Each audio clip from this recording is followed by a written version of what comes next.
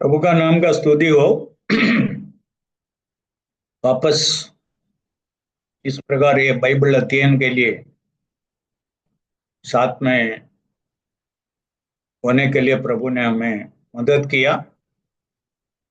आज हम प्रेरितों का काम तीसरा अध्याय 1 से 12 पहले पढ़ेंगे। योगेश भाई हमको मदद का acts of the apostles chapter 3 1 to 12। पतरस और यूहन्ना तीसरे पहर प्रार्थना के समय मंदिर में जा रहे थे और लोग एक जन्म के लंगड़े को ला रहे थे, जिसको वे प्रतिदिन मंदिर के उस द्वार पर जो सुंदर कहलाता है बैठा देते थे कि वह मंदिर में जाने वालों से भीख मांगे। जब उसने पतरस और यूहन्ना को मंदिर में जाते देखा तो उनसे भीख मांगी। पतरस ने यूहन्ना के साथ उसकी ओर ध्यान से देखकर कहा, हमारी ओर देख। अतः वह उनसे कुछ पाने की आशा रखते हुए उनकी ओर ताकने लगा। तब पतरस ने कहा, चांदी और सोना तो मेरे पास है नहीं, परंतु जो मेरे पास है वह तुझे देता हूँ। यीशु मसीह नासरी के नाम से चल फिर। और उसने उसका दाहिना हाथ पकड़ के उसे उठाया और तुरंत उसके पांव और टखनों में बल आ गया और वह उछलकर खड़ा हो गया और चलने फिरने लगा और चलता और कूदता और परमेश्वर की स्तुति करता हुआ उनके साथ मंदिर में गया। सब लोगों ने उसे चलते फिरते और परमेश्वर की स्तुति करते देखकर उसको पहचान लिया कि यह वही है जो मंदिर के सुंदर फाटक पर बैठकर भीख मांगा करता था। और उस घटना से जो उसके साथ हुई थी, वे बहुत अचंभित और चकित हुए। जब वह पतरस और यूहन्ना को पकड़े हुए था, तो सब लोग बहुत आश्चर्य करते हुए उस ओसारे में जो सुलेमान का कहलाता है उनके पास दौड़े आए। यह देखकर पतरस ने लोगों से कहा, हे इस्राएलियों, तुम इस मनुष्य पर क्यों आश्चर्य करते हो और हमारी ओर क्यों इस प्रकार देख रहे हो कि मानो हम ही ने अपनी सामर्थ्य या भक्ति से इसे चलने फिरने योग्य बना दिया। Thank you. ये घटना, ये चंगाई यीशु मसीह इधर से जाने के बाद शिष्यों के द्वारा किया हुआ पहला आश्चर्य कर्म है, चंगाई है। चलिए हम इसमें से कुछ सच्चाई हम सीखने का। ये सीखने से पहले हमको जरूर जानना है ये बीमारियां और उसके साथ दूसरा समस्याएं क्यों इस जगत में वर्तमान में है। और हम समझते हैं उत्पत्ति तीसरा अध्याय में आदम का पाप के बाद ईश्वर इस पृथ्वी को श्रापित कर दिया। तुम्हारे कारण इस पृथ्वी श्रापित है। और हव्वा को भी पूछताछ करने के बाद उनके ऊपर भी ईश्वर कुछ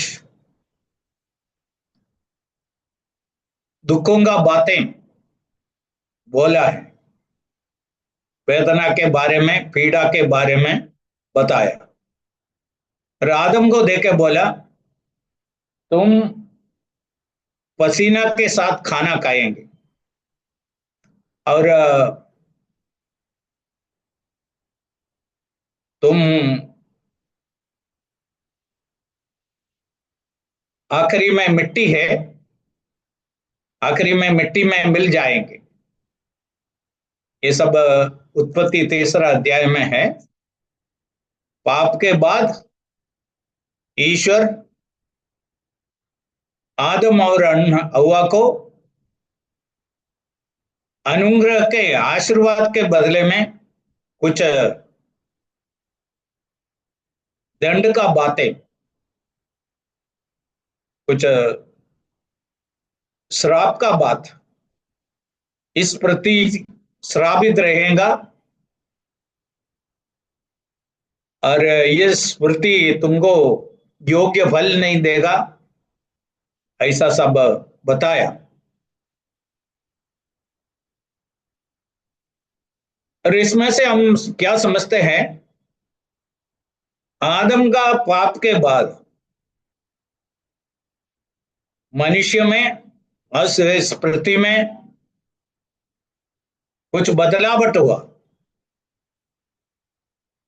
पाप करने तक मनुष्य क्या था, कैसा था, और ये पृथ्वी कैसा था, इसके बदले में इसमें सब बहुत बदलावट आया।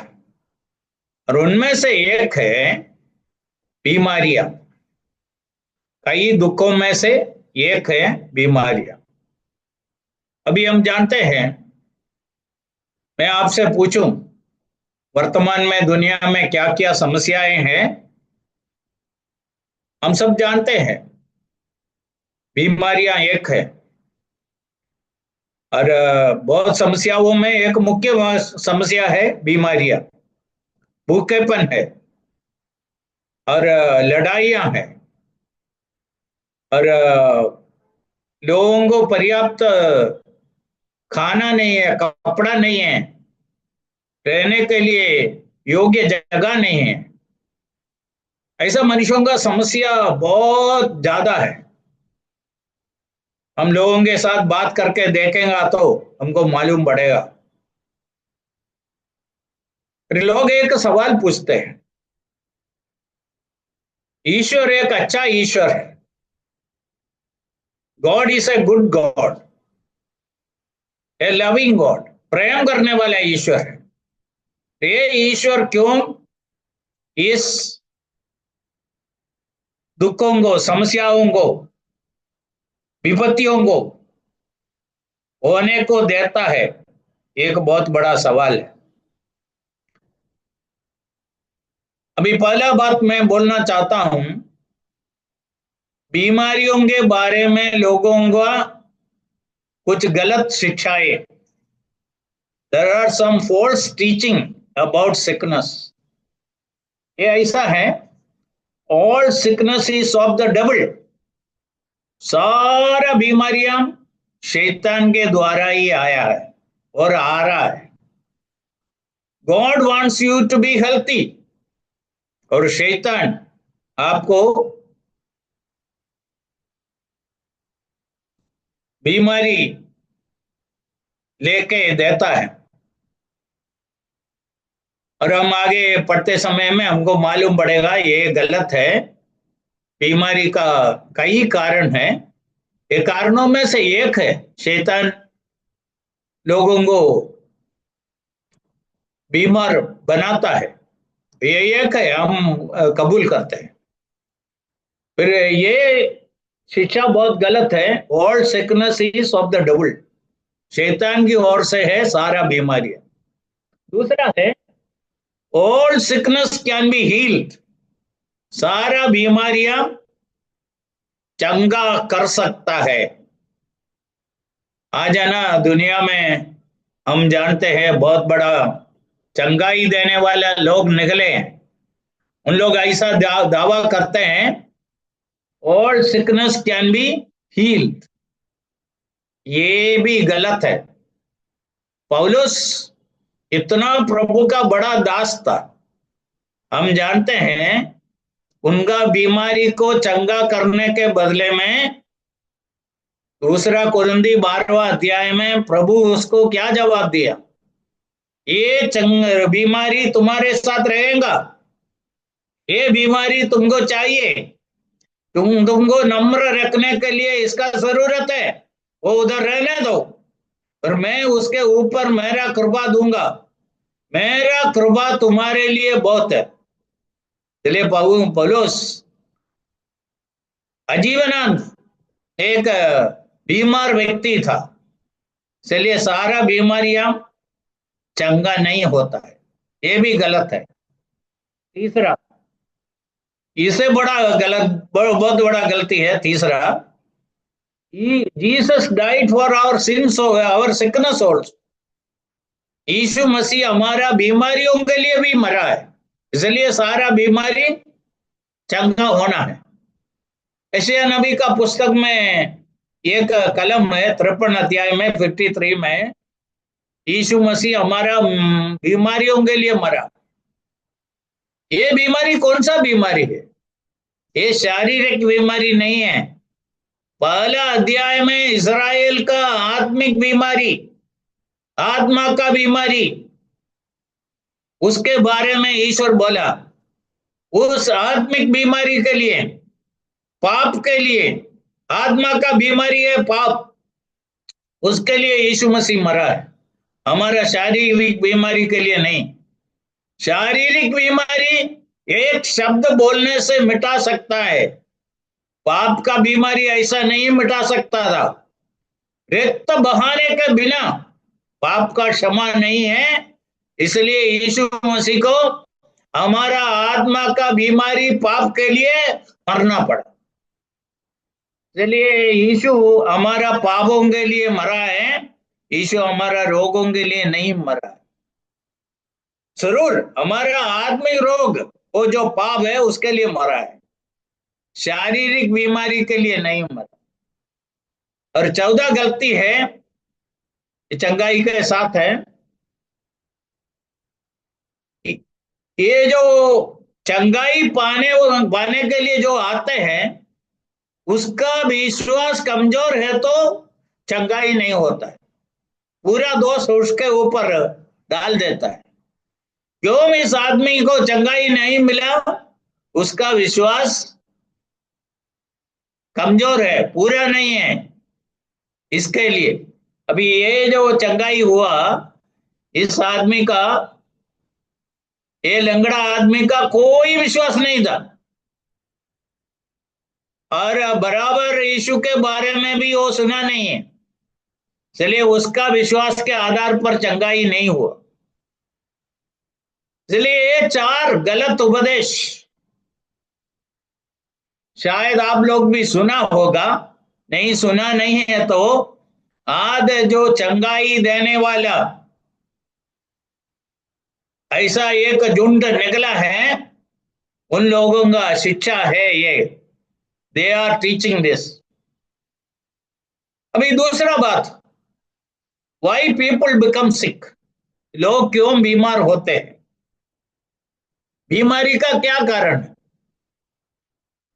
हम जानते हैं विश्वासी हो अविश्वासी हो सब लोग बीमार हो जाते हैं। हम विश्वासी का बीमारी के बारे में बाद में आएंगे, पहले एक मनुष्य क्यों बीमार होते? पहला कारण है, हम एक श्रापित बीमारी से भरा हुआ एक दुनिया में रहते हैं। हम इधर ही है, इसलिए हमको बीमारी हमारे जीवन में भी आएगा। कभी कभी मैं ऐसा एक उदाहरण लोगों को देता है। हम केरला से हैं, केरला में इतना ठंडी भी नहीं है, गर्मी भी नहीं, और उत्तर भारत में आया तो गर्मी भी सहना पड़ेगा, ठंडी भी सहना पड़ेगा। केरला में हम कुछ गर्म कपड़ा देखा भी नहीं था, इधर गर्म कपड़ा हमको जरूर चाहिए क्योंकि इधर ठंडी है। इसी प्रकार हम एक बीमारी से भरा हुआ एक जगत में, दुनिया में रहते हैं, इसलिए बीमारी जरूर हमारे जीवन में आ सकता है। पहला कारण है, हम इस जगत में हैं, इस जगत में बीमारियां हैं, इसलिए हमको भी बीमारी हो सकता है, पहला कारण। दूसरा है, हमारा मूर्खता के कारण, हमारा गलती के कारण, हमारा खाना पीना बराबर नहीं है, हम जो नहीं खाने का वो खाते हैं, और हम स्वच्छता नहीं रखते हैं, हम जो पानी पीते हैं वो कितना स्वच्छ है ये बराबर देखता नहीं है, और खाना पीना के समय में भी, खाना खाते समय में भी हम जो स्वच्छता रखना है रखते नहीं है। और ये हमारा गलती के कारण, हमारा खाना पीना के कारण हम बीमार बन जाते हैं, ये दूसरा कारण है। तीसरा कारण है, वर्तमान में ऐसा ही पृथ्वी श्रापित है, इधर बहुत बीमारियां हैं, उसके ऊपर आज हम जानते हैं ये जो एयर, हवा, वायु हम श्वासोच्छ्वास के लिए लेते हैं, वो प्रदूषित है। एयर पोल्यूशन केवल हवा नहीं है, पानी बहुत गंदा है, प्रदूषित है। और हम जो सब्जी खरीदते हैं वो भी पॉइजनस है, प्रदूषित है। ये सब हम खाने के कारण हम बीमार बन जाते हैं। इसलिए बीमारी का तीसरा कारण है। चौथा कारण है, जब लोग ईश्वर का आज्ञाओं को खुला उल्लंघन करते हैं, उनको बीमारी दंड के रूप में ईश्वर देता है। उदाहरण के लिए, जब मूसा मिस्र के राजा के पास गया, उनको बोला, यहोवा यूं कहता है, मेरे लोगों को छोड़ो, मेरे लोग मेरा भजन करने के लिए मेरे लोगों को छोड़ो। और राजा थोड़ा गुस्से में क्या बोला, तुम्हारा ईश्वर को मैं नहीं जानता हूं, तुम्हारा यहोवा को मैं नहीं जानता हूं, मैं इस्राएल को नहीं छोड़ूंगा। और उसका परिणाम क्या निकला? ईश्वर एक के बाद एक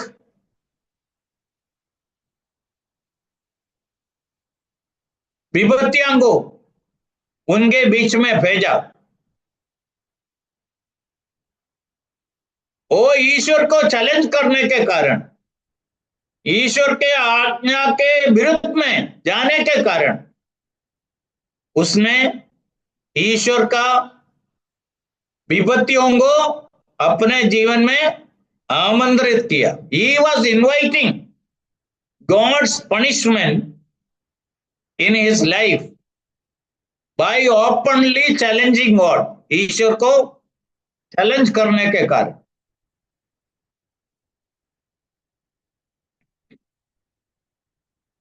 और यीशु मसीह यूहन्ना 5 में 38 साल 38 ईयर्स बदस्ता कुंड के पास पड़ा हुआ आदमी को चंगाई देने के बाद, वो कलम मैं आपको थोड़ा सुनाना चाहता हूं। यूहन्ना का सुवार्ता 5वां अध्याय वर्स 14। 14। हाँ। इन बातों के बाद वह यीशु को मंदिर में मिला। यीशु ने उससे कहा, देख तू चंगा हो गया है, फिर से पाप मत करना, ऐसा ना हो कि इससे कोई भारी भारी विपत्ति तुझ पर आ पड़े। इससे कुछ भारी विपत्ति तुम्हारे ऊपर ना पड़े, इसके लिए दोबारा पाप मत करो। इसे हमको क्या मालूम है? इसका पहला बीमारी 38 साल से लंगड़ा होके उस जगह में पड़े थे, उसका मूल कारण उसका कुछ पाप था। पाप उसको बीमार बनाया। ये अविश्वासी व्यक्ति है, इसलिए साधारण व्यक्ति है, इसलिए उसका बीमारी उसका जीवन में कुछ बड़ा पाप करने के कारण है। हम सब गेहजी का कहानी जानते हैं। गेहजी एलिशा का शिष्य था, और एलिशा के पास नामान इतना सोना चांदी कपड़ा सब लेके आया। एलिशा बोला, मुझको कुछ नहीं लेने का है, तुम सब लेके वापस जाओ। और एलिशा गेहजी एलिशा के बारे में क्या सोचा, ये कितना मूर्खता का बात है, इधर बहुत जरूरतें हैं और ये मांगा भी नहीं है, ऐसा ही दिया, फिर भी मेरा मालिक नहीं लिया, चलो मैं उनके पीछे जाएंगे। वो पीछे गया, जाके बहुत बड़ा झूठ बोला, और गैसी इसने जो मांगा उससे भी बहुत ज्यादा दिया, सब लेके आया। हम दूसरा राजा 5वां अध्याय में पढ़ते हैं। और केवल उनके लिए नहीं, उनके संतानों को भी उसने कोठी बनाया। वो सब लपस हो गया। इसका कारण गलत रीति में कुछ पाने के लिए कोशिश किया। इसलिए दुनिया में लोग बीमार होने का बहुत कारण है। कुछ कारण इधर बताया। इस जगह में सब लोगों को संभालना है। और कुछ लोग दूसरों को मार डाला होगा, दूसरों का चोरी किया होगा, शायद किसी को मालूम नहीं है। उस कारण से उनके घर में कुछ विपत्तियां हो सकता है। ऐसा बहुत कारण है। लोग बीमार होने का बहुत कारण है। अभी विश्वासी लोग क्यों बीमार होते हैं, ये मैं बोलते समय में आपको ज्यादा समझ में आएगा। और दुनिया के लोगों के ऊपर भी ईश्वर का दंड ऐसा ही आते हैं। और कभी कभी ईश्वर के द्वारा नहीं है, अपना ही मूर्खता के कारण, गलती के कारण, दारू पीने के कारण और तंबाकू खाने के कारण कितना लोगों को कैंसर हो रहा है, कितना बीमारियां हो रहा है। इसलिए लोगों को अच्छा खाना खाने का है, जो हमारा शरीर को नुकसान करने वाला नहीं है। ऐसा खाना पीना हमारा होना है। फिर हमारा रोज रोज जीवन में मनुष्यों को संभालना है। नहीं है तो कभी कभी मनुष्य खुद अपने अपने आप को बीमार बनाएंगे, और केवल अपने लिए नहीं, दूसरों को भी ये बांटेंगे, जैसा गेहसी के घर में हुआ। एलिशा हमेशा के लिए उनको निकाल दिया, और इतना नहीं, बीमार हो हुआ, और केवल उसके लिए नहीं था, आने वाला पीढ़ियों के लिए। ये भी हमको संभालने का एक बात। अभी तीसरा बात में हम आते हैं, क्यों विश्वासी लोग बीमार होते हैं। ये मुझको बहुत लोगों ने पूछा, मैं भी खुद मुझको पूछता हूं, वाई बिलीवर्स बिकम सिक। विश्वासी लोग क्यों बीमार होते हैं। पहला कारण जो साधारण मनुष्य के लिए है वही है। What is that? वो क्या है? हम आज भी इस जगत में ही है। पाप का परिणाम और ईश्वर का क्रोध, ईश्वर का श्राप जिस जगत के ऊपर आया, उसी जगत में हम रहते हैं। और दूसरा कारण, हम हमारा शरीर अभी तक उद्धार नहीं पाया है, हमारा शरीर का उद्धार नहीं हुआ। हम इसी पापमय शरीर में जीवन बिताते हैं। इस शरीर जब तक उसका उद्धार नहीं होता है, तब तक बीमारी इस शरीर में होने का शक्यता है। ये बीमारी का दूसरा कारण है। हमारा शरीर का उद्धार अभी तक नहीं हुआ। हम इस शरीर में रहते हैं, हम ईश्वर के बच्चे हैं, हमारा आत्मा का उद्धार पूरा हो गया है, हम प्रभु का लोग हैं, हम दुनिया से अलग किए हुए लोग हैं, सब सही है, फिर भी हम इस शरीर में। और ये दूसरा कारण है। तीसरा कारण है, हम जब प्रकृति का कुछ नियमों को तोड़ेगा तो हम बीमार हो जाए। इस नेचर में कुछ नियम ईश्वर रखा है, उस नियम को नहीं पालेगा तो नियम को तोड़ेगा तो हम बीमार हो जाएंगे। उसके लिए मतलब हमारा शरीर को एक दिन जो पानी का जरूरत है वो मिलना है, खाना का जरूरत है मिलना है। जैसा बहुत ठंडी है, उधर हम हमारा शरीर को गर्म देने वाला कपड़ा पहनना है। और बहुत गर्मी है तो हम धूप से दूर रहना है।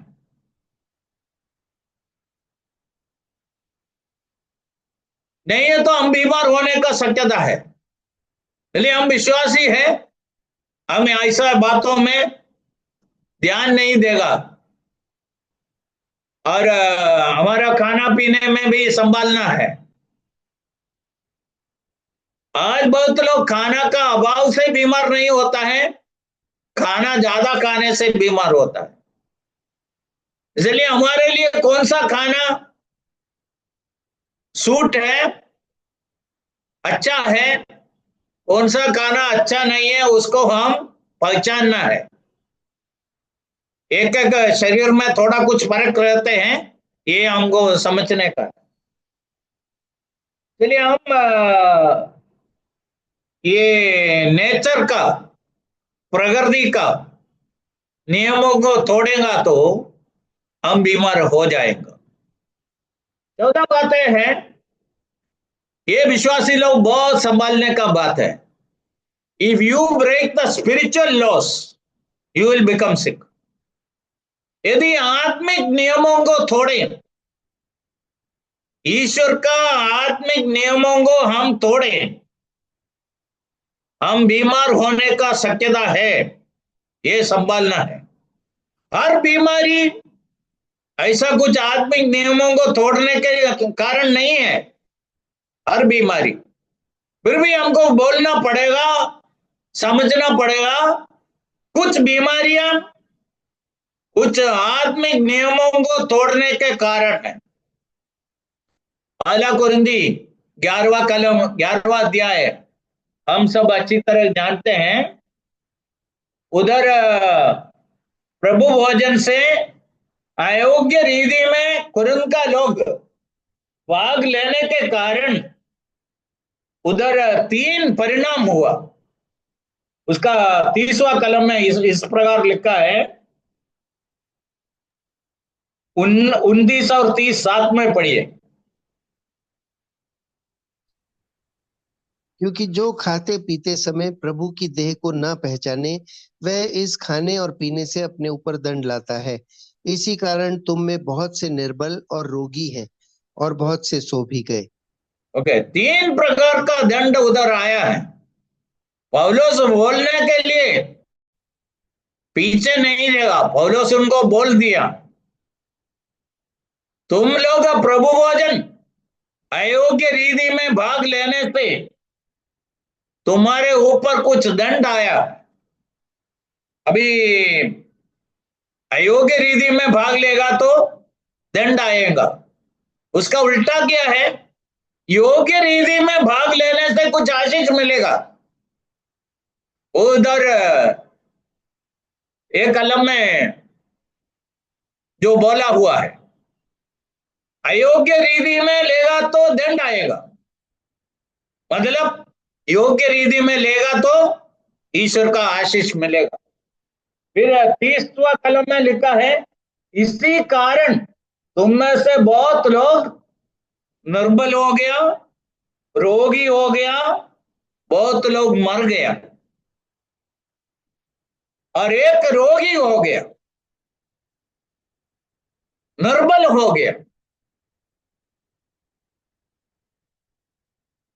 और केवल ये कुरिन्थ में नहीं था, याकूब का पत्री 5वां अध्याय है, उसका 16 में क्या लिखा देख लीजिए। उधर भी बीमारी का कारण आपस में कुछ झगड़ा करने के कारण था। याकूब 5 का 16।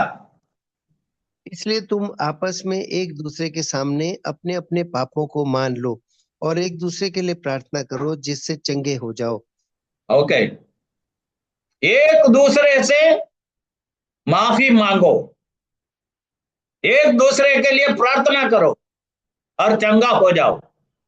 इधर भी बहुत कुछ एक आदमी बीमार हो गया और उनको बोला मंडली का वडील को, एल्डर को बुलाओ और वो तुम्हारे लिए प्रार्थना करेंगे। साथ साथ बोला है तुम एक दूसरे से माफी मांगो, एक दूसरे के लिए प्रार्थना करो और तुमको चंगाई मिलेगा।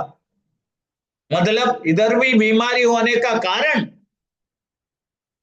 कुछ गलती किया है, कुछ पाप किया है, एक दूसरे के साथ कुछ अन्याय किया। इसलिए आत्मिक जीवन में हमको बहुत संभालना है।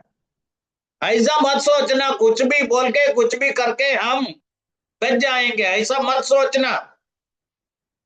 प्रभु का हाथ से कोई भी बचेगा नहीं। मनुष्य का दृष्टि से हमको बहुत कुछ छुपा सकता है, मनुष्य के सामने हमको आत्मिक दिखा सकता है, मनुष्य के सामने हमको होशियार दिखा सकता है। हम सोचेंगे हम जीत गया है, ना ऐसा प्रभु के सामने जीतेगा नहीं। इधर दोनों जगह में आत्मिक नियमों को जब थोड़ा, उसका परिणाम लोगों को भोगना पड़ा। इसलिए इधर मैं एक बहुत बड़ा चेतावनी देना चाहता हूं, विश्वासी लोग कितना संभाल के जीना है। जैसा मैं शुरू में बोला, सारा बीमारियां ऐसा आत्मिक नियमों को तोड़ने के कारण नहीं है, फिर कुछ बीमारियां ऐसा कुछ आत्मिक नियमों को तोड़ने के कारण है।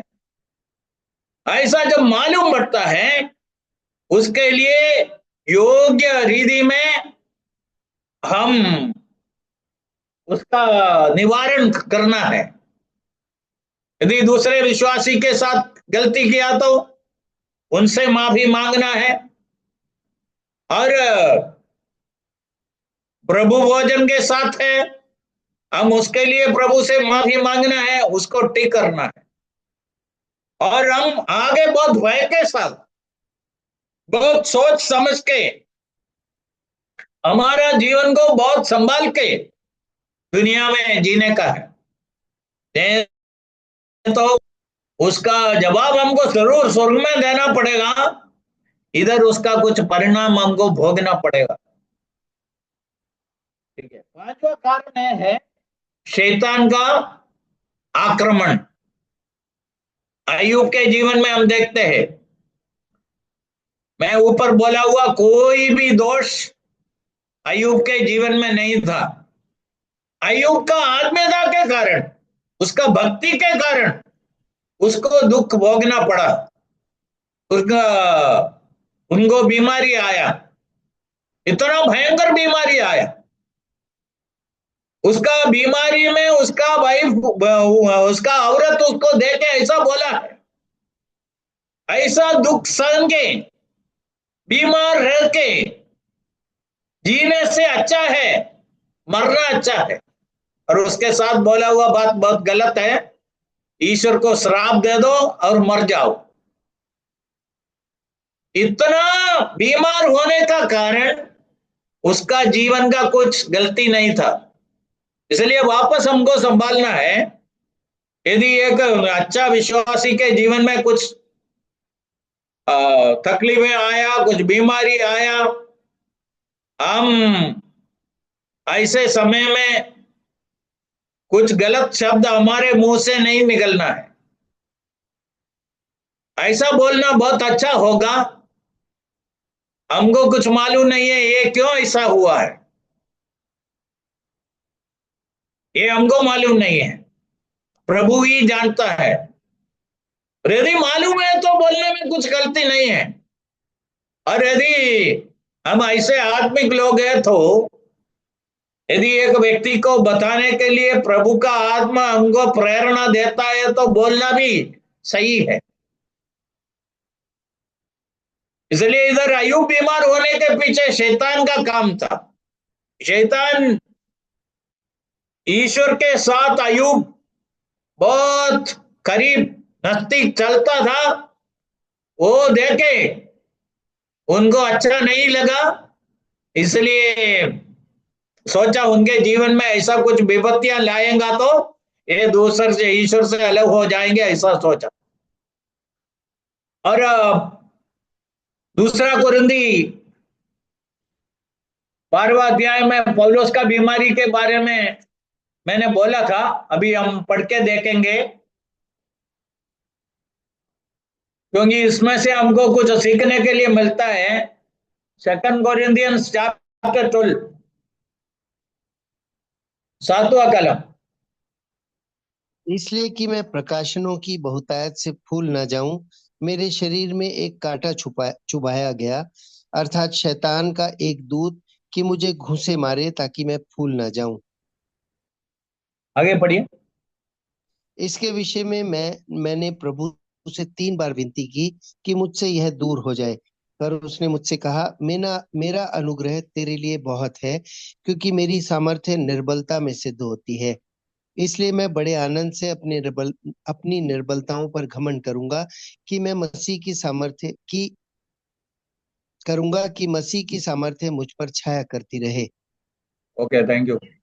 इधर हम क्या समझते हैं, मैं बोलना चाहता हूं, ये क्रिश्चियन हिस्ट्री में, क्रिश्चियन इतिहास में पौलुस जैसा दूसरा एक आदमी को आज तक मिला नहीं है।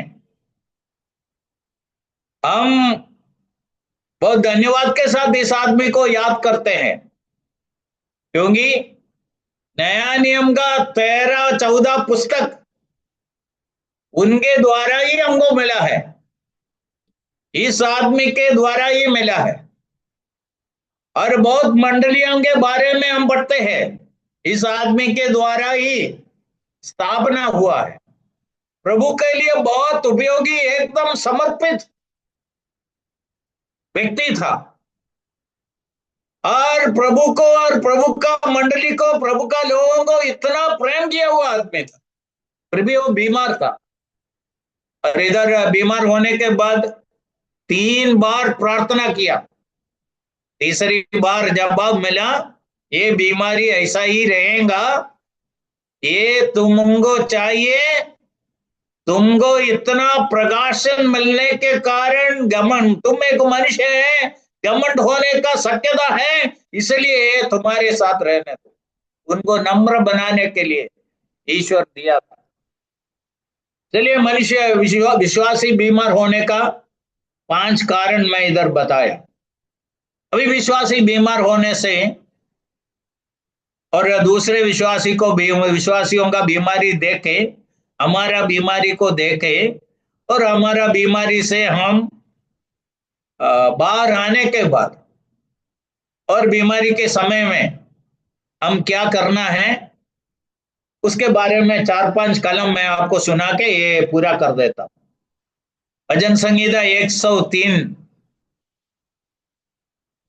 हम सब जानते हैं, ईश्वर का कोई भी उपकारों को हम नहीं भूलना है।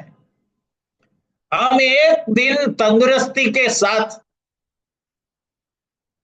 बिना कुछ तकलीफ के साथ इस जगत में जिया है, तो हम ईश्वर को कितना धन्यवाद देना है। यदि शाम के समय शैतान आपका प्रार्थना को रोकने के लिए कोशिश करता है, तो उनको बोलना है, पूरा दिन मेरा प्रभु मुझको आंखों के पुतली के समान इस खतरे से भरा हुआ दुनिया में संभाल कर रखा है, मैं उनको धन्यवाद देना चाहता हूं। पहला बात है, हम ईश्वर को बहुत बीमारी के बारे में हम सुनते समय में ईश्वर को धन्यवाद देना।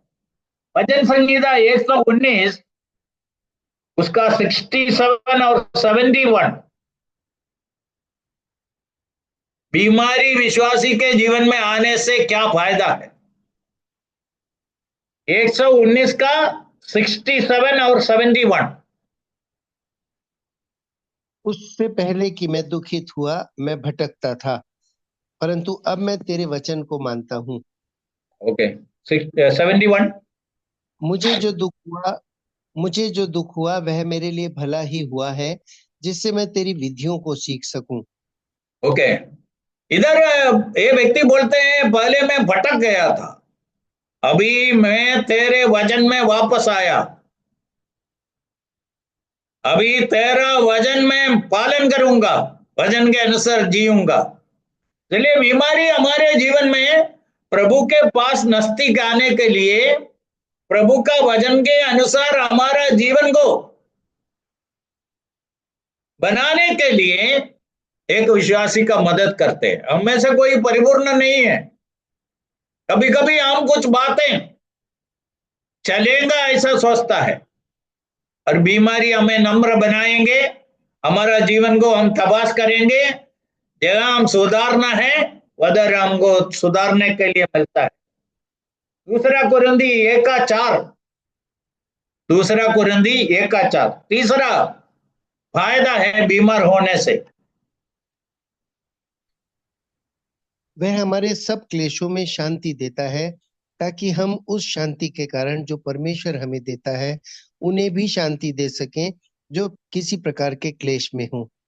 ओके। दूसरे लोग दुनिया में बहुत क्लेश में हैं, उन लोगों को उनके क्लेश में तसल्ली देने के लिए प्रभु पहले हमको ये तसल्ली क्या है वो सिखाया। चलिए, हम प्रभु से हमारे बीमारी में से हमको तसल्ली जो मिला है, जो बीमारी से क्यों फायदा मिला है, हम ये फायदा को दूसरे लोगों को बताना है, बांटना है। उसके लिए कभी कभी प्रभु हमको कुछ तकलीफें देता है। और ये वापस नहीं पढ़ेंगे, दूसरा कुरिन्थी 12:7 पौलुस के साथ जो हुआ है। पौलुस बोलते हैं नम्रता मेरे जीवन में लाने, मैं घमंड ना करूं, नम्रता करने के लिए कुछ बीमारी प्रभु हमको देता है। आखिरी बात, प्रगटीकरण, प्रकाशित वाक्य, रेवलेशन 21:4।